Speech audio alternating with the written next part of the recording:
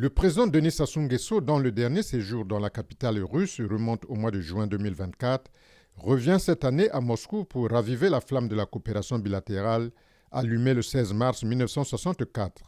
Sous-tendu par des relations de coopération établies dans les domaines variés tels que ceux de la formation, des milliers de hauts cadres civils et militaires, ainsi que dans les secteurs de l'agriculture, de l'économie, du tourisme, de la santé, de la défense et de la sécurité. De même que fort de sa vocation de pays défenseur des idéaux de paix, la République du Congo a coopéré avec l'ex-URSS dans le soutien des luttes de libération nationale en Afrique, en abritant par exemple le siège du MPLA, le Mouvement populaire de libération de l'Angola, et en accueillant les militants de la SWAPO, la Southwest African People Organization.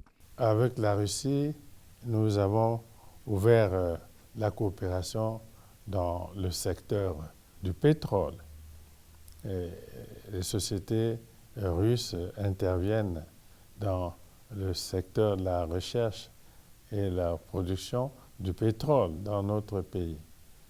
Nous avons, avec la Russie, un grand projet de construction de l'oléoduc Pointe-Noire Brazzaville. C'était un énorme projet que nous avons avec la Fédération de Russie et notre coopération dans le cadre de la formation des cadres dans le secteur de la force publique, la formation des cadres.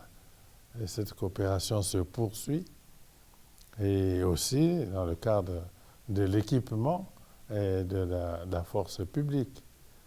Et en projection, nous avons toujours la volonté de poursuivre la coopération dans le secteur de l'agriculture, la formation aussi des cadres civils en Fédération de Russie. Donc, c'est dans le prolongement de la coopération avec l'Union soviétique que nous croyons que les relations entre la Fédération de Russie et le Congo sont en train de prendre véritablement leur envol.